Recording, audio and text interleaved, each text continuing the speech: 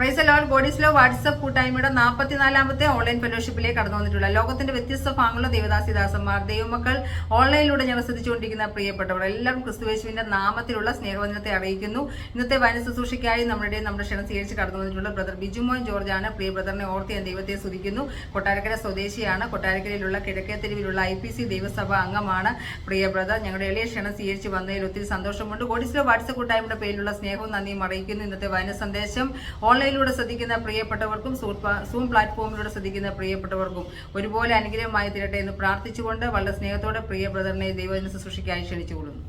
അങ്ങേ കരയിൽ നിന്നും നാം നേടിയതെന്തെന്നറിയും. ലോകം വെറുത്തോർ വില നാം അന്നാളറിയും. ലോകം വെറുത്തോർ വില നാം അന്നാളറിയും. വരുവിൻ യേശുവിനരികിൽ, എത്ര നല്ലവൻ താൻ രുചിച്ചറിവിൻ.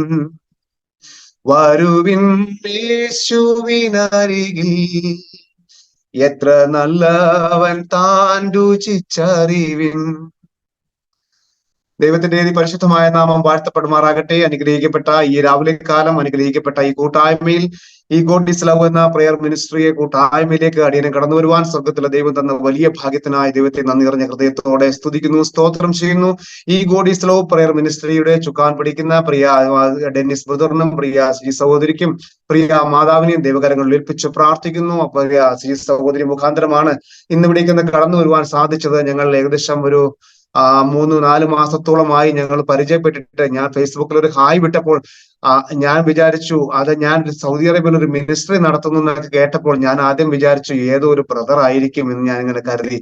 എന്നാൽ പിന്നീട് സംസാരിച്ചു വന്നപ്പോഴാണ് ഒരു സഹോദരിയാണെന്ന് മനസ്സിലായത്. എന്നാൽ ഈ സൗദി അറേബ്യയുടെ പ്രദേശത്ത് ഇപ്രകാരം ഒരു മീറ്റിംഗ് നടത്തുവാൻ, ഇപ്രകാരം ഒരു മീറ്റിംഗ് കണ്ടക്ട് ചെയ്യുവാൻ, അനേകരെ ക്രിസ്തുവിന്റെ വെളിച്ചത്തിലേക്കൊന്ന് നയിക്കുവാൻ, അന്ധകാരത്തിന്റെ ഇരുട്ടിൽ കിടക്കുന്ന അനേകർക്ക് ആ ക്രിസ്തുവിന്റെ വെളിച്ചം ഒന്ന് കാണിക്കുവാൻ തക്കവണ്ണം പ്രിയ കർത്താവിന്റെ ദാസിയെയും ആ കുടുംബത്തെയും പ്രിയ ഡെന്നിസ് ബ്രദറിനെയും പ്രിയ മാതാവിനെയും ഒക്കെ കർത്താവ് ഇത്രത്തോളം ആ ഒരു ചുമതല ഏർപ്പെടുത്തി, ആ ഒരു ചുമതല അനുഗ്രഹത്തോടെ അത് ഏറ്റെടുത്ത് ചെയ്യുവാൻ കർത്താവ് ബലപ്പെടുത്തുന്ന വലിയ കൃപയ്ക്കായി ദൈവത്തെ സ്തുതിക്കുന്നു, സ്തോത്രം ചെയ്യുന്നു. ഈ മിനിസ്ട്രിയെ കർത്താവ് ധാരാളമായി അനുഗ്രഹിക്കട്ടെ.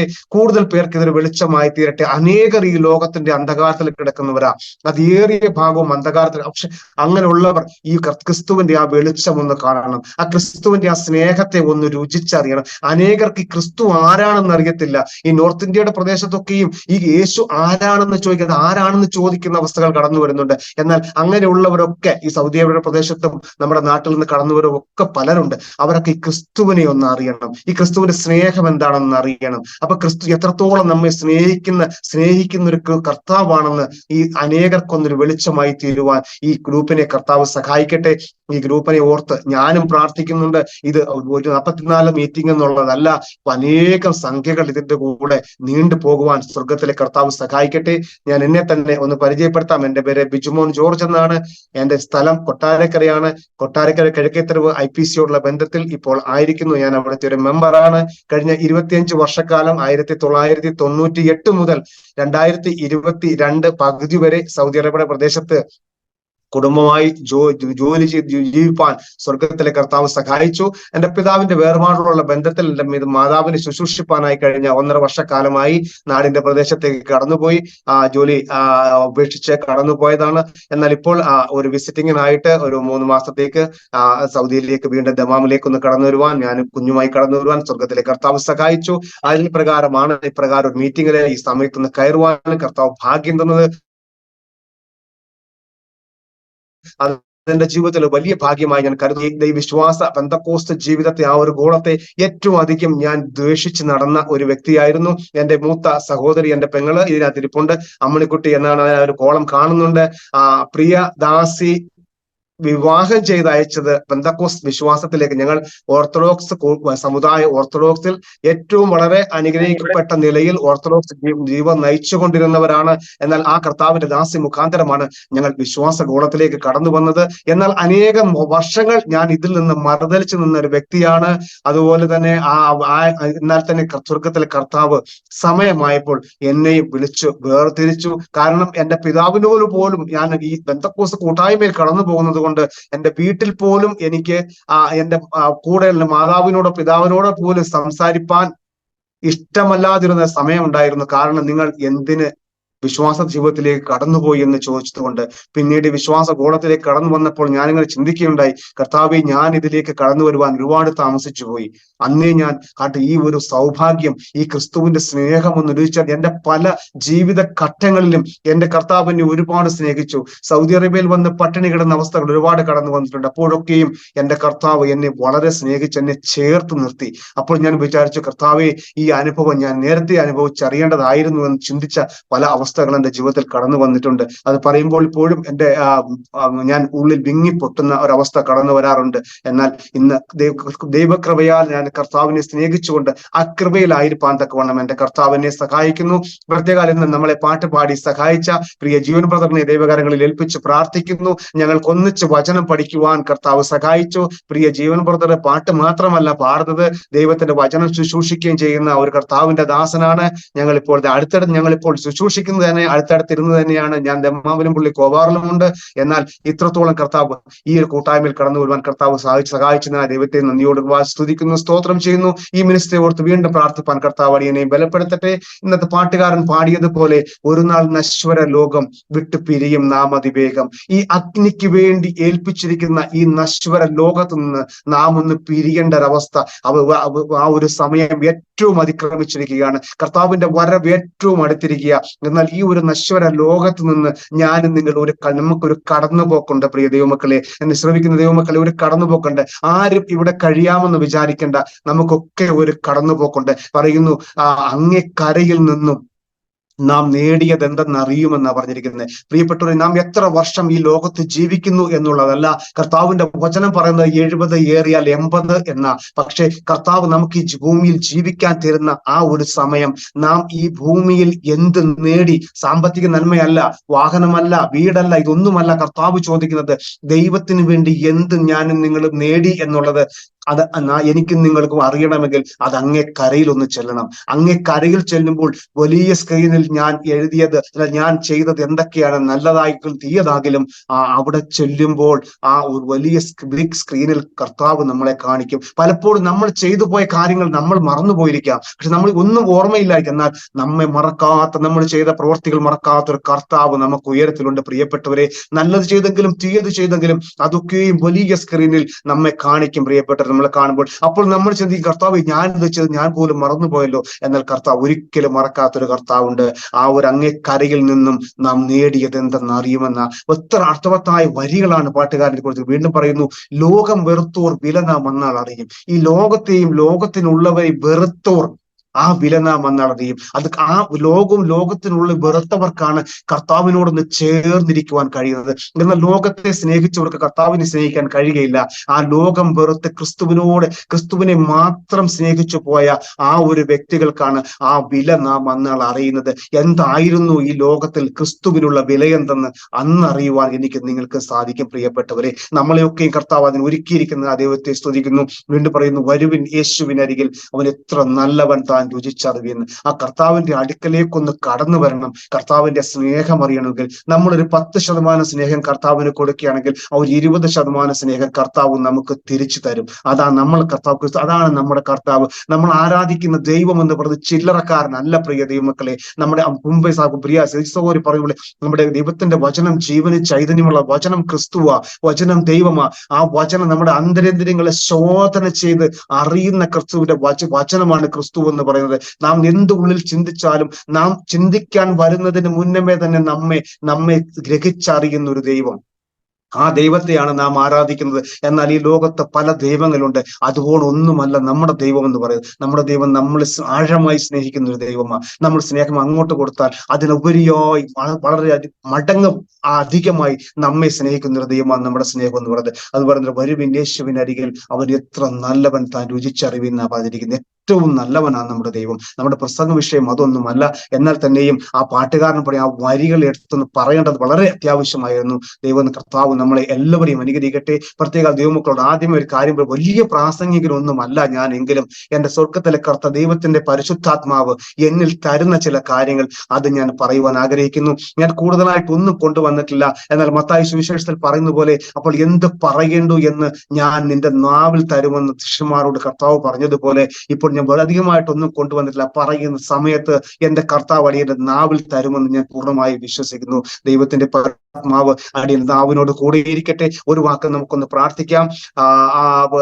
ഹല്ലേലൂയ, സ്തോത്രം കർത്താവേ. അപ്പച്ചാ, ഇന്നത്തെ ഈ പകൽക്കാലത്തെ എന്റെ അപ്പച്ചന്റെ കരങ്ങളിൽ ഏൽപ്പിച്ച് പ്രാർത്ഥിക്കുന്നു. കർത്താവെ, അങ്ങ് അടിയന് തന്നിരിക്കുന്ന ഈ വചനം, കർത്താവെ, ആ വചനത്തിൽ നിങ്ങൾക്ക് ആവശ്യമായതെല്ലാം തരണമേ അപ്പച്ച. കർത്താവെ, അടിയനും കേൾക്കുന്ന അങ്ങയുടെ മക്കൾക്കും ഒക്കെ അനുഗ്രഹമാക്കി തീർക്കണമേ കർത്താവെ. അപ്പച്ച, അടിയൻ അധികമായി ഒന്നും കൊണ്ടുവന്നിട്ടില്ല അപ്പച്ച. അടിയന്റെ നാവിനോട് കൂടെ ഇരിക്കണമേ കർത്താവെ. പരിശുദ്ധാത്മാവ് ഹേമിക്കുന്ന കാര്യങ്ങൾ മാത്രം ദൈവസന്നിധിയിൽ കർത്താവെ ദൈവമക്കളോട് പറയുവാൻ എന്റെ കർത്താവ് സഹായിച്ചാട്ട്. അപ്പച്ചൻ അങ്ങനെ ചെയ്തിരിക്കുന്ന കൃപയ്ക്കായി സ്തോത്രം. യേശുവിന്റെ നാമത്തിൽ തന്നെ ആമേൻ. ഇന്ന് ഒരു വാക്യം വായിച്ച് 2-3 ചിന്തകൾ പറഞ്ഞ് ഇരിപ്പാൻ ആഗ്രഹിച്ചായിരിക്കുന്നു. അതിനാസ്പദമായ ഒരു വാക്യം നമുക്ക് വായിക്കാം. ഉത്തമഗീതത്തിന്റെ പുസ്തകം, ശലോമോന്റെ ഉത്തമഗീതം 4-ാം അധ്യായം അതിന്റെ 12-ാം വാക്യം ഞാൻ തന്നെ വായിക്കാം. അതിൽ പറയുന്നു, അതിന്റെ ഫസ്റ്റ് പാർട്ടിൽ ഇപ്രകാരം പറയുന്നു. ഫസ്റ്റ് പാർട്ട് മാത്രമേ ഞാൻ എടുത്തിട്ടുള്ളൂ. എന്റെ സഹോദരി, എന്റെ കാന്ത, കെട്ടി അടച്ചിട്ടിരിക്കുന്ന ഒരു തോട്ടം.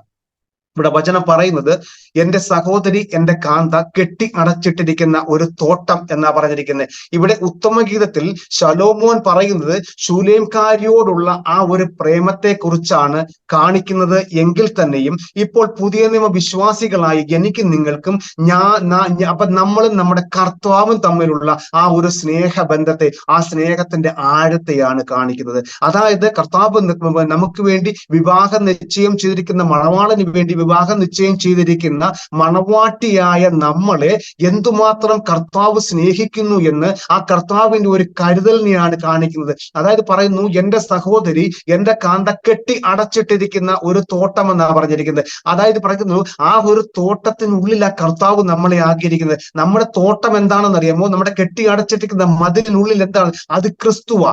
ആ ക്രിസ്തു എന്ന ഒരു തോട്ടത്തിനുള്ളിലാണ് കർത്താവ് നമ്മെ ആഗ്രഹിക്കുന്നത്. കർത്താവിന്റെ വചനത്തിൽ പറയുന്നത് കെട്ടി അടച്ചിട്ടിരിക്കുന്ന ഒരു തോട്ടത്തിൽ ആണ് ആക്കിയിരിക്കുന്നത്. പ്രിയപ്പെട്ടവരെ, ക്രിസ്തു ഒരു സംരക്ഷണ വലയത്തിലാണ് നമ്മുടെ കർത്താവ് നമ്മെ ആഗ്രഹിക്കുന്നത്. നമ്മൾ മാനുഷികമായി ചിന്തിക്കുമ്പോൾ നമുക്ക് വിവാഹ നിശ്ചയം ചെയ്തിരിക്കുന്ന ആ ഒരു മണവാട്ടിയെ, അപ്പോൾ വിവാഹം കഴിക്കുന്നതിന് മുമ്പ് നിശ്ചയം ചെയ്തിട്ടേ ഉള്ളൂ. ആ ഒരു മണവാട്ടിക്ക് നാം എത്രത്തോളം നാം ആ കരുതൽ കൊടുക്കുന്നുവോ അതിലെത്രയോ ഉപരിയായി ക്രിസ്തുവിന് വേണ്ടി വിവാഹ നിശ്ചയം ചെയ്തിരിക്കുന്ന മണവാട്ടിയായ എനിക്കും നിങ്ങൾക്കും കർത്താവ് എത്രത്തോളം നമ്മെ സംരക്ഷിക്കുന്നു എന്നുള്ള ആ ഇതിനെ കുറിച്ചാണ് കാണിക്കുന്നത്. ക്രിസ്തു എന്ന ആ ഒരു മതിൽക്കെട്ടിനുള്ളിൽ കർത്താവ് നമ്മെ ആക്കിയിരിക്കുക. കാരണം ക്രിസ്തു എന്ന മതിൽക്കെട്ടിനുള്ളിൽ എന്നെ നിങ്ങളെ ആക്കിയിരിക്കുന്നത് എന്തിനാണെന്ന് അറിയുമോ? ശത്രുവായവൻ നമ്മെ തൊടുവാൻ. അതായത് ഇപ്പൊ ലോകപരമായി ചിന്തിക്കുമ്പോൾ ഞാൻ പറഞ്ഞതുപോലെ, നമ്മൾക്ക് വിവാഹം ചെയ്തു വെച്ചിരിക്കുന്ന ഒരു മണവാട്ടിയെ മറ്റൊരാൾ ശല്യം ചെയ്യുവാൻ അല്ലെങ്കിൽ ഒരു ശത്രു തൊടുവാൻ നമ്മൾ അനുവദിക്കത്തില്ല. അപ്പോൾ ലോകപരമായി നമ്മൾ അത്രത്തോളം ചിന്തിക്കുന്നു എന്നുണ്ടെങ്കിൽ, നമ്മെ സ്നേഹിച്ച, നമുക്ക് വേണ്ടി ജീവൻ തന്ന ക്രിസ്തു, കാൽവറിയിൽ നമുക്ക് വേണ്ടി വലിയ യാഗമായി തീർന്ന ക്രിസ്തു നമ്മെ എത്രമാത്രം കരുതും എന്നുള്ളതാണ് ഈ വചനത്തെ കുറിച്ച് പറയുന്നത്. അപ്പൊ ആ ഒരു കെട്ടി അടച്ചിട്ടിരിക്കുന്ന ഒരു തോട്ടത്തിൽ ക്രിസ്തു നമ്മളെ ആക്കിയിരിക്കുക. കാരണം ശത്രു നമ്മെ തൊടുവാൻ അനുവദിക്കരുത്, ശത്രു നമ്മെ തുടരുത്. അതാണ് കർത്താവിന്റെ ഒരു എയിം എന്ന് പറയുന്നത്. നമുക്ക് കാണുവാൻ കഴിയുന്നുണ്ട്, ഇയ്യോബിന്റെ പുസ്തകത്തിലേക്ക് നാം ഒന്ന് കടന്നു വരുമ്പോൾ ദൈവത്തോട് സാത്താൻ അനുവാദം ചോദിക്കുന്നുണ്ട് ഇയ്യോബിനെ ഒന്ന് തൊടുവാൻ. അല്ലേ പ്രിയപ്പെട്ടവർ? നമുക്ക് വേണ്ടി ഒരു സംരക്ഷണ വലയം, ഒരു രക്ഷയുടെ വലയം നമ്മുടെ കർത്താവ് തീർത്തിരിക്കുന്നുവെങ്കിൽ, ശത്രുവിന് നമ്മെ തൊടണമെങ്കിൽ ദൈവത്തോടൊന്ന് അനുവാദം ചോദിക്കണം, ഇല്ലേ? അല്ലാതെ നമ്മെ ശത്രുവിനൊന്ന് തൊടുവാൻ കഴിയത്തില്ല, ഒരു നാളും കഴിയത്തില്ല. പക്ഷെ കർത്താവ് പറയുന്നത് പോലെ, ഇയ്യോബിന്റെ പുസ്തകത്തിൽ പറയുന്ന പോലെ, ഇയ്യോബിനെ കുറിച്ചൊരു സാക്ഷ്യം ദൈവം പറയുന്നുണ്ട്. അവൻ എപ്രകാരമായിരുന്നുവെന്ന്. ആ ഒരു സാക്ഷ്യത്തിൽ ഞാനും നിങ്ങളുമായിരിക്കണം. നമ്മളും അപ്രകാരം ഒരു സാക്ഷ്യമുള്ളവരായിരിക്കണം. അങ്ങനെ ഉള്ളെങ്കിലാണ് ക്രിസ്തുവിന്റെ മതിലിനുള്ളിൽ, ആ ഒരു ക്രിസ്തു എന്ന ആ ഒരു വേലിക്കുള്ളിൽ നാം ആയിരിക്കുന്നത്. നമുക്കറിയാം, ഇപ്പൊ ലോകപരമായി നാം ചിന്തിക്കുമ്പോൾ നമുക്ക് ഒരു ഏക്കർ വസ്തു ഉണ്ടെന്നുണ്ടെങ്കിൽ ഏതെങ്കിലും മലയോര മേഖലകളുടെ സൈഡിലൊക്കെ ആണെങ്കിൽ നമ്മൾ ഫെൻസിങ് ഇടാറുണ്ട്. കാരണം എന്താ? ശത്രുവായ മൃഗങ്ങൾ വന്ന് തൊടാതിരിക്കാൻ. അപ്പൊ ഈ മാനുഷികമായ രീതിയിൽ നമ്മുടെ ആ ഒരു പ്രോപ്പർട്ടിയെ നാം കാത്തു സൂക്ഷിക്കുവാൻ എത്രത്തോളം നാം മനസ്സ് വയ്ക്കുന്നുവോ അതിൽ എത്രയോ മടങ്ങ് വലിയ സംരക്ഷണമാണ് കർത്താവ് നമുക്ക് തരുന്നത്, അല്ലേ? ശത്രു തൊടാതിരിക്കാൻ വേണ്ടി. ഇപ്പോൾ നമുക്കറിയാം, ഒരു കാട്ടുപന്നി വന്ന് കൃഷിയൊന്ന് നശിപ്പിച്ചാൽ നമുക്ക് വീണ്ടും ചെയ്യാം. പക്ഷേ നമ്മളെ ആ രീതിയിലല്ല കർത്താവ് നമ്മളെ കരുതുന്നത്. കർത്താവ് നമ്മളെ കരുതുന്നത് എന്റെ മകനെ അല്ലെങ്കിൽ എന്റെ മകളെ, എന്റെ കുഞ്ഞാണ് അവള് അല്ലെങ്കിൽ എന്റെ കുഞ്ഞാണ് അവനെ ശത്രു ഒന്ന് തൊടുവാൻ ഞാൻ അനുവദിക്കുന്നില്ല. അത്രത്തോളം നമ്മെ ആ ഒരു വേലി കെട്ടി കർത്താവ് സൂക്ഷിച്ചിരിക്കുക. നമുക്ക് യോബിന്റെ പുസ്തകത്തിലേക്ക് കടന്നു വരുമ്പോൾ ദൈവത്തോട് അനുവാദം ചോദിക്കുന്ന അതിന്റെ 6-ാം വാക്യം മുതൽ ഇപ്രകാരമാണ് കാണുന്നത്. ഒരു ദിവസം ദൈവപുത്രന്മാർ യഹോവയുടെ സന്നിധിയിൽ നിൽക്കുവാൻ ചെന്നു. അവരുടെ കൂട്ടത്തിൽ സാത്താനും ചെന്നു. യഹോവ സാത്താനോട്, നീ എവിടെ നിന്ന് വരുന്നു എന്ന് ചോദിച്ചതിന് സാത്താൻ യഹോവയോട് പറഞ്ഞത്, ഞാൻ ഭൂമിയിൽ ഊടാടി സഞ്ചരിച്ചിട്ട് വരുന്നു എന്നാ. പ്രിയപ്പെട്ടവരെ, നമ്മുടെ ഈ ലോകം എന്ന് പറയുന്നത് ഈ ലോകത്തിൽ നാം ക്രിസ്തുവിന് വേണ്ടി ജീവിക്കുക എന്നുള്ള ചെറിയൊരു കാര്യമല്ല. ക്രിസ്തുവിനോളം, നമ്മുടെ ദൈവത്തോളം പവർ ശത്രുവിനുമുണ്ട്. എന്നാൽ ഒരു കാര്യത്തിൽ മാത്രമേ ഉള്ളൂ, അവന് ജീവൻ കൊടുക്കുവാൻ കഴിയത്തില്ല. ജീവൻ എടുക്കുവാൻ കഴിയും, പക്ഷെ ജീവൻ കൊടുക്കുവാൻ ശത്രുവിന് കഴിയത്തില്ല. അപ്പോൾ ആ സാത്താൻ തന്നെയാണ് പറയുന്നത്, ചോദിക്കുന്നു, ഭൂമിയിൽ ഊടാടി സഞ്ചരിച്ചിട്ട് വരുന്നു എന്നാ പറയുന്നത്. നമ്മയൊക്കെയും കണ്ണുവയ്ക്കുവാൻ, നമ്മയൊക്കെയും ക്രിസ്തുവിൽ നിന്ന് വേർപെടുത്തുവാൻ സാത്താൻ ഭൂമിയിൽ ഊടാടി സഞ്ചരിച്ചുകൂടാ. സാത്താന്റെ എയിമെന്ന് പറയുന്നത് തന്നെ ക്രിസ്തുവിലേക്ക് ആരും അടുക്കാതിരിപ്പാൻ തക്കവണ്ണം അവരെ പിടിച്ചു മാറ്റുക എന്നുള്ളതാ. സാത്താന് പോലും അറിയാം, ക്രിസ്തുവിലേക്ക് പോയാൽ അവൻ നിത്യരാജ്യത്തിന് അവകാശിയാകും. അവന് പുതിയൊരു അവന്റെ ഈ ലോക ജീവിതത്തിന് ശേഷം ഒരു നിത്യജീവിതം ഒരു നിത്യജീവൻ അവൻ ഉണ്ടാകും എന്നുള്ള ശത്രുവിനറിയാം. അതുകൊണ്ട് അതിലേക്ക് കടക്കാതിരിക്കാൻ വേണ്ടിയിട്ട് ദൈവമക്കളെ കഴിവതും വചനത്തിൽ പറഞ്ഞത് വ്രതന്മാരെ തെറ്റിപ്പാൻ വേണ്ടി ശത്രു ഊടാടി ഭൂമിയിൽ സഞ്ചരിച്ചു കൊണ്ടിരിക്കുകയാണ്. ഇവിടെ കർത്താവിന്റെ വചനത്തിൽ പ്രകാരം പറയുന്നു, ഞാൻ ഭൂമിയിൽ ഊടാടി സഞ്ചരിച്ചിട്ട് വരുന്നു എന്ന് സാത്താൻ ഉത്തരം പറഞ്ഞു. അപ്പോൾ യഹോവ സാത്താനോട്, എന്റെ ദാസനായ യോബിന്മേൽ നീ കണ്ണുവെച്ചുവോ? എന്റെ ദാസനായ യോബിന്മേൽ നീ കണ്ണുവെച്ചുവോ? പ്രിയപ്പെട്ടവരെ, നമുക്ക് എന്റെ ദാസനായ യോബ് എന്ന് പറയുമ്പോൾ തന്നെ നമുക്ക് നമുക്ക് കാണുവാൻ കഴിയുന്നുണ്ട്, ക്രിസ്തുവിന്റെ ദൈവത്തിന്റെ സാക്ഷ്യമുള്ളവനാണ് യോബ്. പറയുന്നു, അവൻ നേരുള്ളവനും അവനെ പോലെ നിഷ്കളങ്കനും നേരുള്ളവനും ദൈവഭക്തനും ദോഷം വിട്ടകലുന്നവനും ഭൂമിയിൽ ആരുമില്ല എന്നാ പറഞ്ഞത്. പ്രിയപ്പെട്ടവരെ, യോബിനെ കുറിച്ച് ദൈവം സാക്ഷ്യം പറഞ്ഞതുപോലെ നമ്മളെ കുറിച്ച് കർത്താവിന്റെ മുമ്പിൽ നാം ഒരു സാക്ഷ്യമുള്ളവരായിരിക്കണം. ഈ ഭൂമി, ഈ ദുഷ്ടലോകമായത്, ദുഷ്ടത. ഞാനിപ്പോൾ 1.5 വർഷക്കാലം നാട്ടിൽ ജീവിച്ചു. പ്രിയപ്പെട്ടവർ, എനിക്ക് നാട്ടിൽ കഴിയുവാൻ കഴിയുന്നില്ല. നാട്ടിൽ 1.5 വർഷക്കാലത്തിലധികമായി ജീവിക്കുന്നു. പക്ഷെ നാട്ടിൽ എനിക്കൊരു തരി പോലും നാട്ടിൽ നിൽക്കുവാൻ ഇഷ്ടമില്ല. എന്റെ പ്രിയ മാതാവിനെ ഓർത്താണ് നാട്ടിൽ ഇപ്പോഴും കഴിയുന്നത്. കാരണം ദുഷ്ടത നിറഞ്ഞൊരു ലോകം. സൗദി അറേബ്യയിലൊക്കെ ജീവിക്കുന്ന എത്രയോ നല്ലതാണ്. ദുഷ്ടത നിറഞ്ഞൊരു ലോകമാണ്. അങ്ങോട്ട് തിരിഞ്ഞാൽ കുറ്റം, അങ്ങോട്ട് പോയാൽ കുറ്റം. റോഡിൽ പോകുമ്പോൾ, നമ്മൾ വാഹനത്തിൽ പോകുമ്പോഴായാലും ശരി, ഒരാളോട് മിണ്ടിയില്ലെങ്കിൽ കുറ്റം. ദുഷ്ടത നിറഞ്ഞൊരു ലോകമാണ്. ഞാൻ പറഞ്ഞില്ലേ, എന്റെ പ്രായത്തിലുള്ള ചെറുപ്പക്കാർ, എന്റെ മകന് 19 വയസ്സുണ്ട്. എന്റെ മകന്റെ പ്രായത്തിലുള്ള കുഞ്ഞുങ്ങൾ പോലും മദ്യപിച്ചും ഈ ക്രിസ്തു ഈ ദൈവം വിശ്വാസ കൂട്ടകോളത്തിൽ പോലുമുണ്ട്. നാട്ടിൽ അങ്ങനെ ഒരവസ്ഥ. ഈ ദുഷ്ടലോകമാണ്. ഈ ദുഷ്ടലോകത്ത് നമുക്ക് അന്ത്യം വരെ ഒന്ന് പിടിച്ചു നിൽക്കുവാൻ കഴിഞ്ഞാൽ മാത്രമേ ആ ജീവ കിരീടം പ്രാപിക്കാൻ കഴിയുകയുള്ളൂ. ഇവിടെ പറഞ്ഞു, എന്റെ ദാസനായ യോബിനെ പറഞ്ഞു. പ്രിയപ്പെട്ടവരെ, ആ ഒരു നല്ല ദാസനെ എന്നുള്ളൊരു വിളി, ക്രിസ്തുവിൽ നിന്ന് ആ ഒരു നല്ല ദാസനെ എന്നുള്ളൊരു വിളി കേൾക്കുവാൻ, പാട്ടുകാരൻ പറഞ്ഞതുപോലെ ഈ ലോകവും ലോകത്തിനുള്ളതിനെയും നാം വെറുത്തെങ്കിലേ മതിയാവും. ആ നല്ല ദാസനെ എന്നൊരു വിളി, അന്ത്യത്തിൽ ഒരു നല്ല ദാസനെ എന്നൊരു വിളി കേൾക്കുവാൻ നാം ഇത് ചെയ്തേ മതിയാവും. ഇവിടെ പറയുന്നു, ഇവിടെ പറയുന്നു, അവൻ ദോഷം വിട്ടകലുന്നവനും ഭൂമിയിൽ ആരുമില്ല എന്ന് പറയുന്നു. അതിന് സാത്താൻ യഹോവയോട് വെറുതെ പറഞ്ഞു, വെറുതെയോ യോബ് ദൈവഭക്തനായിരിക്കുന്നത്? യോബ് ദൈവഭക്തനായിരിക്കുന്നു വെറുതെയോ? പറയുന്നു, നീ അവനും അവന്റെ വീടിനും അവനുള്ള സകലത്തിനും ചുറ്റും വേലി കെട്ടി സംരക്ഷിച്ചിരിക്കുകയല്ലയോ? സാത്താന് പോലും യോബിനെ ഒന്ന് തൊടുവാൻ കഴിയുന്നില്ല. ദൈവത്തിന്റെ ആ ഒരു പവറുള്ള, ഇവിടെ നമ്മൾ ഫെൻസിങ് കൊടുത്തത് ഈ കരണ്ടാ കൊടുക്കുന്നത്, പക്ഷെ എന്നാൽ ദൈവത്തിന്റെ അത് എത്രയോ ഇരട്ടി ശക്തിയുള്ള ആ ഒരു പവർ കൊടുത്ത ഒരു വേലിക്കുള്ളിലാ യോബിനെ ദൈവമാക്കിയിരിക്കുന്നത്. സാത്താന് പോലും തൊടുവാൻ കഴിയില്ല, യോബിന് തൊടുവാൻ സാത്താന് കഴിയുന്നില്ല. പറയുന്നു, നീ അവന് ചുറ്റും വേലി കെട്ടിയിട്ടില്ലയോ, നിന്റെ ആ ഒരു വേലി മുഖാന്തരം എനിക്ക് അവനെ ഒന്ന് തൊടുവാൻ പോലും കഴിയുന്നില്ലെന്ന് ആ ശത്രു പറയും, സാത്താൻ ദൈവത്തോട് പറഞ്ഞത്. അപ്പോൾ ദൈവത്തോട് അനുവാദം ചോദിക്കുക, എനിക്ക് യോബിനെ ഒന്ന് തൊടുവാൻ വേണ്ടിയിട്ട്. പ്രിയപ്പെട്ടവരെ, എനിക്ക് നിങ്ങൾക്ക് ചുറ്റും ഒരു വേലി നമ്മുടെ കർത്താവ് കെട്ടിയിട്ടത് കൊണ്ടാണ് ഞാൻ നിങ്ങൾ ഇന്ന് ഈ സൂം മീറ്റിംഗിലായിരിക്കുന്നത്. എന്നോ നാം പട്ടുപോകാമായിരുന്നു. എന്നാൽ ആ ക്രിസ്തുവിന്റെ ആ ഒരു വേലി, ആ ഒരു സംരക്ഷണ വലയം, ആ ഒരു മതിൽക്കെട്ടിനുള്ളിലാ ഞാനും നിങ്ങളുമായിരിക്കുന്നത്. അതുകൊണ്ടാണ് ഇന്ന് നാം കൃപയോടെന്നും ഭൂമിയിൽ ജീവിക്കുവാൻ പറയുന്നല്ലോ. ഈ ദുഷ്ടലോകത്ത് കർത്താവിനെ മാത്രം അനുസരിച്ച്, കർത്താവിനെ സന്തോഷിപ്പിച്ച്, കർത്താവിന്റെ സ്നേഹം അനുഭവിച്ച് ജീവിക്കുവാൻ എനിക്കും നിങ്ങൾക്കും ഇന്ന് കഴിയുന്നത് ഞാനും നിങ്ങളും ആ വേലിക്കകത്തായത് കൊണ്ടാണ്. പക്ഷെ വേലിക്ക് പുറത്തു നിൽക്കുന്നവർക്ക്, എന്നാൽ ദൈവമക്കളിലുണ്ട് പലരും ആ വേലി പൊളിച്ച് പുറത്തു പോകുന്നവരുണ്ട്, അനേകരുണ്ട് വേലി പൊളിച്ച് പുറത്തു പോകുന്നവർ. അവർക്കൊന്നും ക്രിസ്തുവിന്റെ ആ ഒരു സംരക്ഷണ വലയത്തിൽ നിന്നവർ പുറത്താ. ഇവിടെ വചനം പറയുന്നത്, വേലി പൊളിച്ച് പുറത്തു പോകുന്നവരെ പിന്നെ കർത്താവിന് വേണ്ട. പിന്നെ അവര് മാനസാന്തരപ്പെട്ട് കടന്നു വരികയാണെങ്കിൽ ദൈവത്തിന്റെ മുമ്പിൽ നിന്നും ഒന്ന് മുഴങ്കാൽ മടക്കി ഒരു തുള്ളി കണ്ണുവേദി വേണ്ടി, കർത്താവെ ഞാൻ ചെയ്തു പോയ പാപം പൊറുക്കണമേ എന്ന് ദൈവസന്നിധിയിൽ ഒന്ന് പറഞ്ഞ് ദൈവത്തോട് കർത്താവ് ഏറ്റവും മനസ്സല്ലിയുള്ളവനാണ് നമ്മുടെ കർത്താവ്. വളരെ ക്ഷമയുള്ളവനാണ് നമ്മുടെ കർത്താവ്. വീണ്ടും മടങ്ങി വരികയാണെങ്കിൽ അവനൊരു മടങ്ങി വരവുണ്ട്. എന്നാൽ ഇന്ന് വേലിക്കകത്ത് നിന്നുകൊണ്ട് വേല കാണിക്കുന്ന അനേകരെ നമുക്ക് കാണുവാൻ കഴിയും.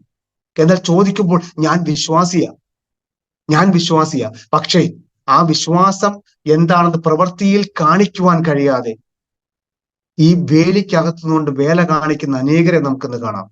നോക്കുമ്പോൾ പെന്തക്കോസ് വിശ്വാസിയാ, അല്ലെങ്കിൽ ഞാൻ കിഴക്കേത്തറ YPCയിലെ സഭയിലെ മെമ്പറാ, അല്ലെങ്കിൽ ഞാൻ വേറൊരു സഭയിലെ മെമ്പറാ, ഞാൻ കൊട്ടാരക്കര സെന്ററിലുള്ളത്, അല്ലെങ്കിൽ ഞാൻ സെന്ററിലുള്ളത്. പക്ഷെ ആ പുറമെ അവൻ വലിയ കാര്യങ്ങൾ, വലിയ വിശ്വാസമൊക്കെ കാണിക്കുന്ന വിശ്വാസി എന്നുള്ള പേര് കാണിക്കുമെങ്കിലും പലപ്പോഴും വേലിക്കകത്തു നിന്നുകൊണ്ട് വേല കാണിച്ച് ആ ദൈവത്തിന്റെ ആ സ്നേഹത്തെ കളയുന്നൊരവസ്ഥ നമ്മുടെ ജീവിതത്തിൽ നാട്ടിൽ ചെല്ലുമ്പോൾ നമുക്ക് കാണാൻ കഴിയുന്നുണ്ട്. ഞാനിപ്പോ കഴിഞ്ഞ 1.5 വർഷക്കാലം നാട്ടിൽ ആരാധിച്ചു. എന്നാൽ ഈ 2 ദിവസക്കാലം, ഈ ഒരാഴ്ചയോട് സൗദി അറേബ്യയിൽ കടന്നു വന്നിട്ട് ഇവിടെ വന്നിരുന്ന് മുഴങ്കാലിൽ നിന്ന് ആരാധിക്കുമ്പോൾ കിട്ടുന്ന ആ ഒരു സന്തോഷം എനിക്ക് നാട്ടിൽ കിട്ടിയില്ല. ഞാൻ 1.5 വർഷക്കാലം ജീവിച്ചിട്ട് എനിക്ക് കിട്ടിയില്ല. ഇവിടെ പറയുന്നുണ്ട് അതിൽ കർത്താവ് നമുക്ക് ഈ ലോകത്തിന്റെ നിയമവും, എന്റെ ഇന്നത്തെ വിധിയല്ല, നീ ക്രിസ്തുവിന്റെ വേലിക്കുള്ളിലോ അല്ലെങ്കിൽ ക്രിസ്തു എന്ന മതിൽക്കെട്ടിൻ ഉള്ളിൽ ആണോ നീയും ഞാനും നിങ്ങളും എന്നുള്ളതാണ് എൻ്റെ ഒരു പ്രസംഗ വിഷയം എന്ന് പറയുന്നത് തന്നെ. ക്രിസ്തു എന്ന ആ മതിൽക്കെട്ടിനുള്ളിലോ, ക്രിസ്തു എന്ന ആ ഒരു തോട്ടത്തിൻ ഉള്ളിലാണോ, നമ്മുടെ തോട്ടം ക്രിസ്തുവാ, നമ്മുടെ മതിൽ ക്രിസ്തുവാ, നമ്മൾ ആ ഒരു ഉള്ളിലാണോ ഞാനും നിങ്ങളും എന്നുള്ളതാണ് ഒരു പ്രസംഗ വിഷയം തന്നെ. ഇവിടെ നമുക്ക് കാണാൻ കഴിയുന്നുണ്ട്. ഇപ്പൊ നമുക്ക് കാണാം, ഒരു രാജ്യത്തിന്റെ നിയമമായ പോലും നമ്മുടെ ബൈബിളിൽ പറഞ്ഞ കർത്താവിന്റെ നിയമങ്ങൾ അനവധിയുണ്ട്. എന്നാൽ നാം ഈ ലോകത്തിൽ ജീവിക്കുമ്പോൾ ഈ ലോകത്തിന്റെ നിയമം തന്നെ നാം പാലിച്ചിരിക്കണം. അതായത് ഒരു ദേവദാസൻ കഴിഞ്ഞിടയ്ക്ക് പറയുകയുണ്ടായി, ദിവസം കേൾക്കുന്നുണ്ടായി, ഇപ്പോൾ ഞാനൊരു വാഹനമായിട്ട് കടന്നു പോകുമ്പോൾ ആ റോഡിനൊരു സ്പീഡിനൊരു പരിമിതി ഗവൺമെന്റ് നിശ്ചയിച്ചിട്ടുണ്ട്, ഇല്ലേ? ആ റോഡിൽ ഒരു പരിമിതി, ഇവിടെയൊക്കെ 120 ഒരു നോർമൽ പരിമിതി ഇവിടെ ക്രമീകരിച്ചിട്ടുണ്ട്. പക്ഷെ ആ ഒരു 120-നുള്ളിലേ നാം പോകാവൂ എന്ന ആ ഒരു നിയമത്തിനുള്ളിൽ നിൽക്കണമെങ്കിൽ ആ 120-നുള്ളിലേ ഞാൻ പോകാവൂ. നാം വാഹനമായിട്ടൊക്കെ പുറത്തിറങ്ങി പോകുമ്പോൾ കർത്താവ് നമ്മുടെ വാഹനത്തിനും നമുക്കും ചുറ്റും ദൂതന്മാരെ കൽപ്പിച്ചാക്കിയിരിക്കുക. കർത്താവ് ദൂതനോട് പറയും, നീ അവനെ കാത്തുകൊള്ളണം. കർത്താവ് ദൂതനെ അയച്ചിരിക്കുക നമ്മളെ കാത്തുകൊള്ളാൻ വേണ്ടിയിട്ട്. ആ ദൂതനെ അയച്ച് ആ ഒരു സംരക്ഷണ വലയം ഉണ്ടായത് കൊണ്ട് മാത്രമാണ് ഞാനും നിങ്ങളും ഇവിടെ ആയിരിക്കുന്നത്. അപ്പോൾ ഞാൻ പറയുന്നു വരുന്നത്, ആ ഒരു രാജ്യത്തിന്റെ നിയമം നാം പാലിച്ചില്ലെങ്കിൽ ഇപ്പോൾ ദൂതൻ നമ്മുടെ വാഹനത്തിന് മുമ്പേ കടന്നു പോവുക, നമ്മുടെ വാഹനം പോകുന്നതിന് വാഹനത്തിന് മുന്നമേ ദൂതനെ കർത്താവ് ആക്കിയിരിക്കുക. അപ്പോൾ നമ്മൾ ആ 120 രാജ്യത്തിന്റെ നിയമത്തിലുള്ള ആ 120 സ്പീഡ് ഉണ്ടെങ്കിൽ ആ 120-നുള്ളിൽ നിന്നാൽ ആ ദൂതൻ നമ്മളെ കാത്തുകൊള്ളും, ആ ദൂതന്റെ ഒരു സംരക്ഷണം ഉണ്ടാവും. എന്നാൽ 120-ന് മുകളിലാണ് ഞാൻ നിങ്ങളെ പോകുന്നതെങ്കിൽ ദൂതൻ അപ്പോൾ തന്നെ കർത്താവിന് മെസ്സേജ് അയക്കും, കർത്താവെ ഇവൻ ഈ റോഡിന്റെ സ്പീഡ് കൽപ്പിച്ചിരിക്കുന്നത് 120, അവൻ അതിനും മുകളിലാ പോയിക്കൊണ്ടിരിക്കുന്നത് എന്ന് ദൈവത്തോട് പറയുമ്പോൾ കർത്താവ് പറയും, ഇനി ഇത്രയും 120 വരെ നീ അവനെ നോക്കിയാൽ മതി, അതിന് മുന്നിലോട്ടുള്ളവൻ അവനെ നോക്കിക്കൊള്ളട്ടെ എന്ന് പറയും. അപ്പോൾ എല്ലാത്തിനും ഒരു നിയമമുണ്ട്, ഈ രാജ്യത്തിനൊരു നിയമമുണ്ട്, കർത്താവ് ദൈവസ്ഥാനിലൊരു നിയമമുണ്ട്. ആ എല്ലാ നിയമത്തിനും നമ്മൾ അധീനരായിരിക്കണം. എല്ലാവരെയും നാം അധീനരായിരിക്കും. എല്ലാവരോടും, രാജ്യത്തോടും ഭരണാധികാരികളോടും ഇതിനൊക്കെ നമ്മൾ ഒരു കീഴ്പ്പെട്ട് ജീവിക്കുന്ന, അതായത് എല്ലാം ഒരു താഴ്മയോട് ജീവിക്കുന്ന ഒരു ദൈവ മക്കളായിരിക്കണമെന്നാണ് പറഞ്ഞു വരുന്നത്. ഇപ്പൊ അപ്പോൾ പറയുന്നു ആ ഒരു നിയമത്തിനുള്ളിൽ ഞാൻ നിന്നെങ്കിൽ മാത്രമേ, ഇപ്പോൾ കർത്താവിന്റെ വചനത്തിനുള്ള ആ നിയമത്തിനുള്ളിൽ ഞാൻ ആയിരുന്നെങ്കിൽ മാത്രമേ എന്റെ കർത്താവ് എന്നെ കാക്കുകയുള്ളൂ, അല്ലെ? അപ്പോൾ ഞാൻ പറഞ്ഞു, ആ വേലിക്ക് പുറത്ത്, ക്രിസ്തു എന്ന ആ ഒരു വേലിക്ക് പുറത്താണ് ഞാൻ നിങ്ങൾ പോകുന്നതെങ്കിൽ നമുക്ക് പിന്നെ നമ്മുടെ കർത്താവിനോട് ഒരു പരാതി പറയാൻ കഴിയുകയില്ല. കാരണം എന്താ? ഞാൻ അതിന് പുറത്തു പോയി. കർത്താവിന്റെ കയ്യിലെ തെറ്റല്ല, അത് എന്റെ കയ്യിലെ തെറ്റാ. അപ്പോൾ വേലിക്ക് ഇതുപോണം കർത്താവ് വളരെ ആഗ്രഹിച്ച് ചെയ്തിട്ടും ലഭിക്കാതെ പോയ ഒരു കാര്യത്തെക്കുറിച്ച് നമുക്ക് കർത്താവിന്റെ വചനത്തിൽ കാണാൻ കഴിയുന്നുണ്ട്. നമുക്ക് എടുക്കാം യെശയ്യാ പ്രവചനം, അതിന്റെ 5-ാം അധ്യായം ഒന്ന് എടുക്കാം. യെശയ്യാ പ്രവചനം അതിന്റെ 5-ാം അധ്യായം. അതിൽ പ്രകാരം പറയുന്നു, ഒരു നല്ല മുന്തിരിത്തോട്ടത്തിന്റെ ഉപമയെ കുറിച്ച് പറയുന്നുണ്ട്. നല്ലൊരു മുന്തിരിത്തോട്ടം, അതായത് ഞാൻ എന്റെ പ്രിയതമന് ഒരു മുന്തിരിത്തോട്ടത്തെ കുറിച്ച് എന്റെ പ്രിയന്റെ ഒരു പാട്ട് പാടും. എന്റെ പ്രിയതമൻ ഏറ്റവും ഫലവത്തായ കുന്നിന്മേൽ ഒരു തോട്ടം ഉണ്ടായിരുന്നു. അതിന് അവൻ വേലി കെട്ടി അതിലെ കല്ല് പിറക്കി കളഞ്ഞു. അതിൽ നല്ല വക മുന്തിരി നട്ടു. നടുവിൽ ഒരു ഗോപുരവും പണിതു, ഒരു ചക്കുമിട്ടു. മുന്തിരിങ്ങ കായ്ക്കുമെന്ന് അവൻ കാത്തിരുന്നു. കായ്ച്ചതോ കാട്ടുമുന്തിരിങ്ങ എത്രയെന്നാ പറഞ്ഞിരിക്കുന്നത്. പ്രിയപ്പെട്ട എന്റെ പ്രിയതിന് ഫലവത്തായ ഒരു കുന്നിന്മേൽ ഒരു മുന്തിരിത്തോട്ടം ഉണ്ടായിരുന്നു എന്നാണ് പറഞ്ഞിരിക്കുന്നത്. പ്രിയപ്പെട്ടവർ, എത്രയും ഫലവത്തായ ഒരു ഭൂമിയിലാണ് കർത്താവ് നമ്മെ ആക്കിയിരിക്കുന്നത്. ഇത് നമ്മെക്കുറിച്ചും കൂടെ ഈ പറയുന്നത്. അതായത് കർത്താവ് നമ്മെക്കുറിച്ച് വളരെ പ്രതീക്ഷിച്ചിട്ടും കർത്താവിന്റെ പ്രതീക്ഷയ്ക്കൊത്ത് ഉയരാതിരിക്കുന്ന ഒരു വ്യക്തിയെ കുറിച്ചാണ് പറയുന്നത്. കർത്താവിന് നമ്മെക്കുറിച്ച് വളരെ വലിയ പ്രതീക്ഷയാവുന്നത്. അവൻ എന്റെ മകനാ, അവനെ ഞാൻ എന്റെ അടുക്കൽ എത്തിക്കും, അവന്റെ ജീവന്റെ പുസ്തകത്തിൽ അവന്റെ പേര് ഞാൻ എഴുതി ചേർക്കും. ഞാൻ ജീവന്റെ പുസ്തകം തുറന്ന് പേർ വിളിക്കും അവന്റെ പേരും അതിൽ കാണണം. ഒന്നൊക്കെ കർത്താവ് നമ്മളെ ഏറ്റവും കൂടുതൽ നമ്മെക്കുറിച്ച് ആഗ്രഹിക്കുന്ന കാര്യങ്ങളാണ്. ഒരു വ്യക്തി പോലും നഷ്ടപ്പെട്ടു പോകാൻ കർത്താവ് ആഗ്രഹിക്കുന്നില്ല. കഴിവതും എല്ലാവരെയും ദൈവസന്നിധിയിൽ ചേർക്കുവാൻ കർത്താവിന്റെ വരവിങ്കൽ നാം മണവാളന്റെ വരവിങ്കൽ കർത്താവിന്റെ എതിരേൽക്കാൻ നമ്മൾ എല്ലാവരും ചെല്ലണമെന്നാണ് കർത്താവ് ആഗ്രഹിക്കുന്നത്. ആ കാഹള ധ്വനി മുഴങ്ങുമ്പോൾ, ഞാൻ ഒരു കാര്യം കൂടെ പറയട്ടെ, എന്നാൽ കാഹള ധ്വനി മുഴങ്ങുമ്പോൾ എല്ലാവർക്കും കേൾക്കാൻ കഴിയുകയില്ല. ക്രിസ്തുവിൽ ജീവിക്കുന്നവർക്ക് മാത്രമേ കർത്താവിന്റെ കാഹളം കേൾക്കുവാൻ തന്നെ കഴിയുകയുള്ളൂ. ക്രിസ്തുവിൽ ജീവിക്കുന്നവർ മാത്രമേ കർത്താവിനോട് എതിരേൽക്കാൻ കർത്താവിന്റെ അടുക്ക് ചെല്ലുകയുള്ളൂ. അവർ മാത്രമേ അറിയുകയുള്ളൂ എന്റെ കർത്താവ് വന്നു എന്നുള്ളത്. എന്നാൽ മറ്റുള്ളവർ, ക്രിസ്തുവിൽ ജീവിക്കാത്തവർ ആ കർത്താവിനെ അറിയത്തുമില്ല, കാഹളം കേൾക്കത്തുമില്ല, അവർ പോകത്തുമില്ല. അപ്പോൾ അവർ രാവിലെ അല്ലെങ്കിൽ രാത്രിയിലാണ് കർത്താവിന്റെ വരമെങ്കിൽ രാവിലെ അവരുണരുമ്പോൾ ക്രിസ്തുവിനോട് കൂടെ ക്രിസ്തുവിൽ ജീവിച്ചവർ എടുക്കപ്പെടും.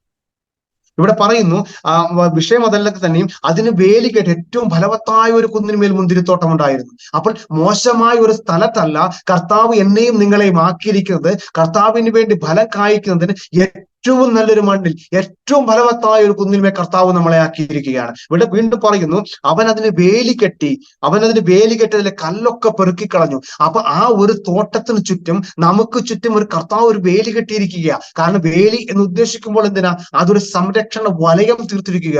കാരണം മറ്റുള്ള അക്രമകാരികളായ മൃഗങ്ങളോ ഒന്നും മനുഷ്യമായി ചിന്തിക്കുമ്പോൾ ആ ഒരു മൃഗങ്ങളൊന്നും കടന്നു വരാതെ അതിനെ നമ്മുടെ കൃഷി നശിപ്പിച്ച് കളയാതിരിക്കാൻ വേണ്ടി ആ ഒരു വേലി കെട്ടിരിക്കുക. അത് ക്രിസ്തുവിന്റെ ഒരു സംരക്ഷണ വലയമാ. എനിക്കും നിങ്ങൾക്കും, അല്ലെങ്കിൽ നമ്മുടെ ഭവനത്തെ നമ്മൾ പാർക്കുന്ന ഇടങ്ങൾക്ക്, നമ്മുടെ വാഹനത്തിന് ചുറ്റുമൊക്കെ ഒരു വേലി കെട്ടി കാത്തു സൂക്ഷിക്കുന്നത് നമ്മുടെ ഒരു സംരക്ഷണം ഏർപ്പെടുത്തുകയാണ് നമ്മുടെ കർത്താവ്. ഇവിടെ പറയുന്നു, അതിന് ചുറ്റും വേലി കെട്ടി അതിലെ കല്ലൊക്കെ പെറുക്കിക്കളഞ്ഞു. അതിന് മുന്തിരിക്ക് വളരാനുള്ള ഒരു തടസ്സവും അതിലില്ല. കല്ലും മുള്ളും കാര്യങ്ങളൊക്കെ അതിൽ പെറുക്കിക്കളഞ്ഞു. നല്ല ക്ലീൻ കൃഷിയിടമാക്കി തീർത്തു എന്ന് പറയുന്നു. അതിൽ നല്ല വക മുന്തിരി വള്ളി നട്ടു. പ്രിയപ്പെട്ടവരെ, എന്നെ കേൾക്കുന്ന ദൈവമക്കളെ, നമ്മളൊക്കെ ചേറ്റിൽ കിടന്നവരല്ലേ? നമ്മളെ ഏറ്റവും നല്ല മുന്തിരി വള്ളിയായി കർത്താവ് ഇത്രത്തോളം കൊണ്ടുവന്നില്ലേ? നമ്മൾ എങ്ങനെ ജീവിക്കേണ്ടവരാ, അല്ലെ? ഇപ്പോൾ പല ഇടങ്ങളിൽ പാർക്കുന്നവർ ഇതിലുണ്ട്. അതായത് ചേറ്റിൽ കിടന്ന, അഴുക്കിൽ കിടന്ന നമ്മളെ ലോകപരമായി വെറുക്ക് ചളി എന്നല്ല പറയുന്നത്. എന്നാൽ ക്രിസ്തുവിനെ അറിയാതെ,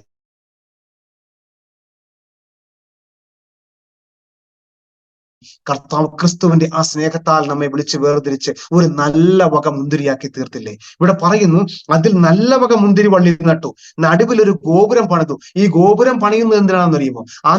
അതായത് ഇവിടെ നമുക്കാണ് ജയിലിന്റെ ഒക്കെ ഒരു 4 മൂലയ്ക്കും ഗോപുരങ്ങൾ പണിത് സെക്യൂരിറ്റി ആക്കിയിരിക്കുന്നത് നമുക്ക് കാണാൻ കഴിയും. അപ്പോൾ നമ്മളുടെ ഒരു രക്ഷയ്ക്ക് വേണ്ടി, നമ്മളെ കാത്തു സൂക്ഷിക്കുന്നതിന് വേണ്ടി ഒരു ഗോപുരം പണിത് ഒരു സെക്യൂരിറ്റി ആക്കിയിരിക്കുക നമ്മുടെ കർത്താവ്.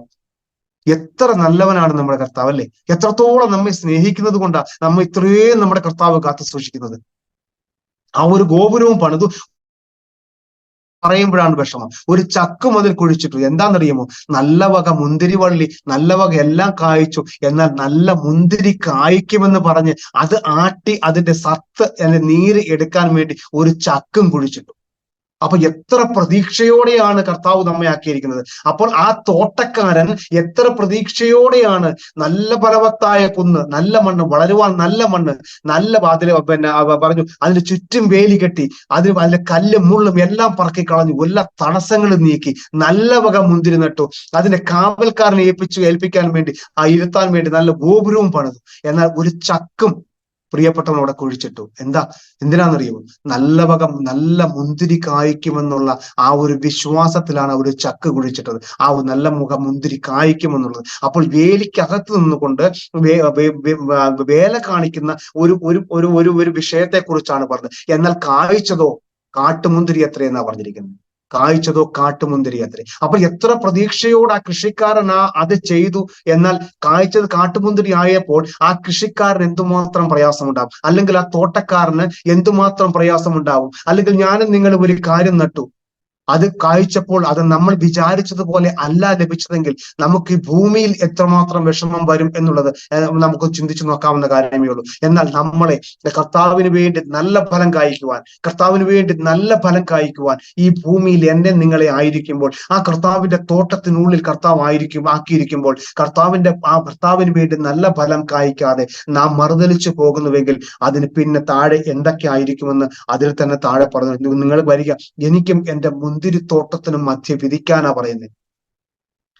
വീണ്ടും പറയുന്നു, ഞാൻ ആ മുന്തിരിത്തോട്ടത്തോട് എന്ത് ചെയ്യുമെന്ന് നിങ്ങൾ നോക്കിക്കൊള്ളാനാ പറയുന്നത്. വീണ്ടും താഴോട്ട് പറഞ്ഞത്, എന്നാൽ എന്റെ മുന്തിരിത്തോട്ടത്തിൽ ഞാൻ ചെയ്തിട്ടുള്ള അല്ലാതെ ഇനി ഞാൻ എന്ത് ചെയ്യുവാനുള്ളൂ? എനിക്ക് ചെയ്യുവാൻ കഴിയുന്നിടത്തോളം, എത്രത്തോളം അവർക്ക് ചെയ്തു കൊടുക്കാമോ അത്രത്തോളം ഞാൻ ചെയ്തു കൊടുത്തു. വീണ്ടും പറയുന്നു, അതിൽ എന്ത് ചെയ്യുവാനുള്ളൂ? മുന്തിരിങ്ങ കായ്ക്കുമെന്ന് ഞാൻ കാത്തിരുന്നു, അത് കായ്ച്ചത് കാട്ടുമുന്തിരിങ്ങ അത്രേ. ആകിയാൽ വരുവിൻ, ഞാൻ എന്റെ മുന്തിരിത്തോട്ടത്തോട് എന്ത് ചെയ്യും? ഞാൻ നിങ്ങളോട് അറിയിക്കാം, ഞാൻ അതിന്റെ വേലി അങ്ങ് പൊളിച്ചു കളയും. വേലി പൊളിച്ചു കളയുമ്പോൾ അത് തിന്നുപോകും. വേലി പൊളിച്ചു കളയുമ്പോൾ അത് കാട്ടുമൃഗങ്ങൾ വന്ന് തിന്നുപോകും. വീണ്ടും പറയുന്നുള്ളൂ, ഞാൻ അതിന്റെ മതിലിടിച്ചു കളയും, അത് ചവിട്ടി മെതിച്ചു പോകുമെന്നാ പറയുന്നത്. അപ്പോൾ പ്രിയപ്പെട്ടവരെ, കർത്താവായ യേശുക്രിസ്തു എന്നൊരു വേലി, ആ ഒരു മതിൽ കെട്ട് എനിക്ക് നിങ്ങൾക്ക് ചുറ്റും ഇല്ല എന്നുണ്ടെങ്കിൽ ശത്രുവായവൻ നമ്മെ തൊടുവാൻ ഏറ്റവും ഈസിയാണ്. അപ്പോൾ നാം എന്തായിരിക്കണം? കർത്താവായ യേശുക്രിസ്തു എന്ന മതിൽ കെട്ടിൻ ഉള്ളിൽ നിന്നുകൊണ്ട് ദൈവത്തെ പ്രസാദിപ്പിച്ചുകൊണ്ട് നമ്മുടെ ഈ ജീവിതം കഴിക്കണം.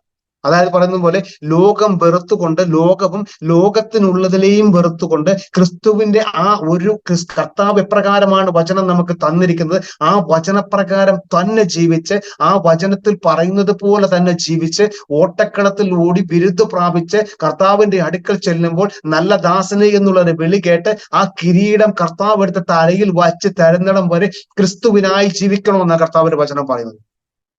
ക്രിസ്തുവിനായി തന്നെ നാം ജീവിക്കണം. ഈ നമ്മുടെ ലോകമോഹങ്ങൾ അനേകം, നമ്മൾ പുറത്തോട്ട് ഇറങ്ങിയാൽ അനേകം നമുക്ക് കിട്ടും. ഈ ലോകമോഹങ്ങൾ, ആ തൽക്കാല സന്തോഷത്തിന് വേണ്ടുന്ന കാര്യങ്ങൾ ഒരുപാട്.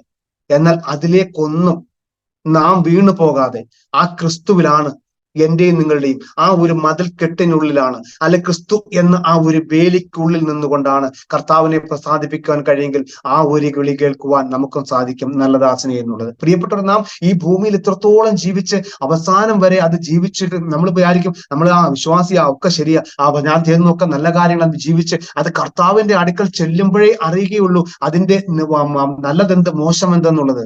ഇവിടെ ജീവന്റെ പുസ്തകത്തിൽ പേര് ഒന്ന് എഴുതി കിട്ടി എന്ന് നമ്മൾ വിശ്വാസഗോളത്തിലേക്ക് കർത്താവിന്റെ ജലസ്നാനം സ്വീകരിച്ച് മാനസാന്തരപ്പ് രക്ഷിക്കപ്പെട്ട് വന്നപ്പോൾ നമ്മുടെ പേര് ജീവന്റെ പുസ്തകത്തിൽ എഴുതി. പക്ഷെ അത് വെട്ടിക്കളയുവാനും കർത്താവിന് കഴിയും. എന്നാൽ ആ അന്ത്യത്തിങ്കിൽ ആ ജീവന്റെ പുസ്തകം തുറക്കുമ്പോൾ എന്റെ പേരിനായി ഞാൻ കാത്തിരിക്കുമ്പോൾ എന്റെ പേര് അവിടെ ഇല്ല എന്നുണ്ടെങ്കിൽ പ്രിയപ്പെട്ടവരെ, ഒരു നാള് പിന്നെ ആ പേര് ചേർക്കാൻ കഴിയുകയില്ല. ഇപ്പോൾ നമ്മളൊക്കെ ഇത്രത്തോളം പഠിച്ച് സ്കൂൾ വിദ്യാഭ്യാസവും കഴിഞ്ഞു വന്നവരാ, അല്ലെ? അപ്പോൾ ഒരു റിസൾട്ടിന്റെ ഡേ, പണ്ട് ഇപ്പോഴൊക്കെ അല്ലേ ഓൺലൈൻ റിസൾട്ട് വരുന്നത്, പണ്ടൊക്കെ സ്കൂളിൽ പോയി ചാർട്ട് നോക്കുമായിരുന്നു ചെയ്യുന്നത്, ജയിച്ചോ ഇല്ലയോ എന്നുള്ളത്. അപ്പോൾ ആ ഒരു ലിസ്റ്റിൽ എന്റെയും നിങ്ങളുടെയും പേര് അഥവാ ഇല്ലാതിരുന്നുവെങ്കിൽ നമുക്ക് ഒരു വർഷം കൂടി എടുത്ത് നമുക്ക് ആ ലിസ്റ്റിൽ പേര് വരുത്താൻ കഴിയും. എന്നാൽ കർത്താവായി ജീവന്റെ പുസ്തകത്തിൽ നമുക്ക് പേര് നമ്മുടെ പേരില്ല എങ്കിൽ ഒരു യാഗത്തിന് പിന്നെ ആ ജീവന്റെ പുസ്തകത്തിൽ പേര് കൊണ്ടുവരാൻ കഴിയുകയില്ല.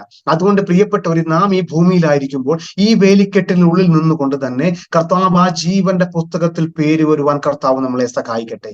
അതിനായി നമുക്കൊന്ന് ഏൽപ്പിച്ചു കൊടുക്കാം ദൈവസന്നിധിയിൽ. ഇവിടെ പറയുന്ന പ്രകാരമാ മത്തായി സുവിശേഷം 3-ാം അധ്യായത്തിന്റെ 10-12 വാക്യങ്ങൾ പറയുന്നുണ്ട്. ഇപ്പോൾ തന്നെ മത്തായി 10:3 എടുക്കാം. ഇപ്പോൾ തന്നെ വൃക്ഷത്തിന്റെ ചുവട്ടിന് കോടാലി വച്ചിരിക്കുന്നു, നല്ല ഫലം കായ്ക്കാത്തവൊക്കെയും വെട്ടി തീയിലിട്ട് കളയുന്നു. 12-ാം വാക്യത്തിൽ പറയുന്നു, വീശുമുറം അവന്റെ കയ്യിലുണ്ട്, അവൻ കളത്തെ മുറ്റും വെടിപ്പാക്കി ഗോതമ്പ് കളപ്പൊരിയിൽ കൂട്ടിവെക്കുകയും പതിർ കെടാത്ത തീയിലിട്ട് ചുട്ടുകളയുകയും ചെയ്യുന്ന. പക്ഷെ ഇപ്പോൾ തന്നെ വൃക്ഷത്തിന്റെ ചുവട്ടിന് കോടാലി വെച്ചിരിക്കുന്നു പറയുമ്പോൾ ഒന്ന് ഓങ്ങി വെട്ടുന്ന ആ സമയം മാത്രമേ ഇനി നമ്മുടെ ഭൂമിയിൽ ശേഷിക്കുന്നുള്ളൂ.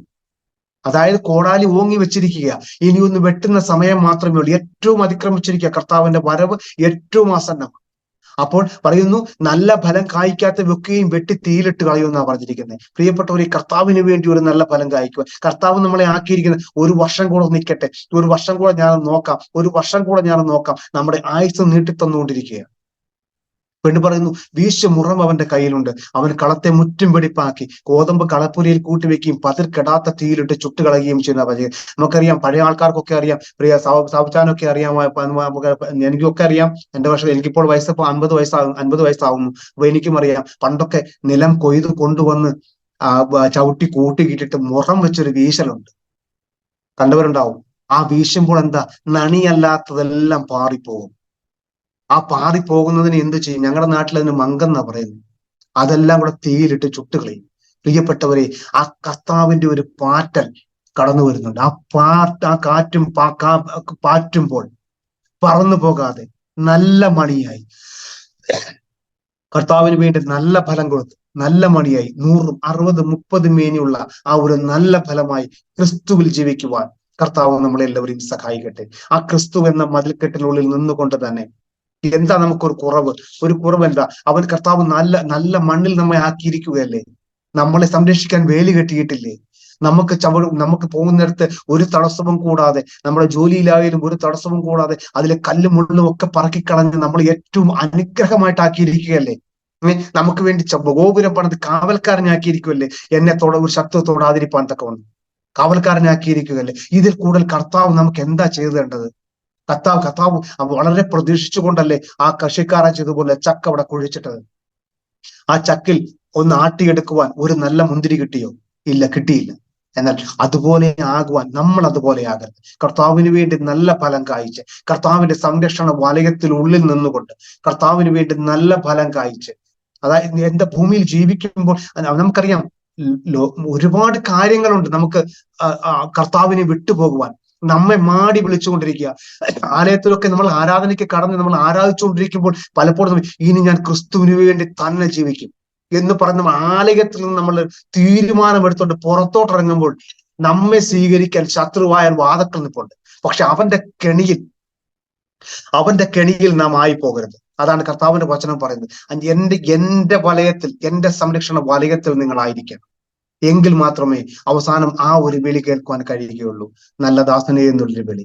അത് പ്രകാരം കർത്താവ് നമ്മളെ എല്ലാവരും സഹായിക്കട്ടെ. ഇവിടെ പറയുന്നു, എന്റെ സഹോദരി, എന്റെ കാന്ത കെട്ടി അടച്ചിട്ടിരിക്കുന്ന ഒരു തോട്ടം, ആ തോട്ടത്തിനുള്ളിൽ നിന്നുകൊണ്ട് കർത്താവ് എന്ന വേലിക്ക് പുറത്തു പോകാതെ, വേലിയിൽ നിന്നുകൊണ്ട്, വേലിക്കകത്ത് നിന്നുകൊണ്ട് വേല കാണിക്കാതെ കർത്താവിന് എത്രത്തോളം കർത്താവിനെ സ്നേഹിക്കുവാൻ കഴിയുന്നുവെങ്കിൽ, കർത്താവ് പറയുന്നത് പോലെ ഈ വചനപ്രകാരം ജീവിക്കുവാൻ കഴിയുന്നവർ, പ്രിയപ്പെട്ടവർ, ഞാൻ എന്ത് ചെയ്താലും വചനം പറയുന്നത് പോലെ നമ്മുടെ അന്തരേന്ദ്രിയങ്ങളെ ശോധന ചെയ്യുന്ന കർത്താവാണ്. ഞാൻ എന്ത് ചെയ്യാൻ പോകുന്നു എന്ന് പോലും കർത്താവിന് അറിയാം.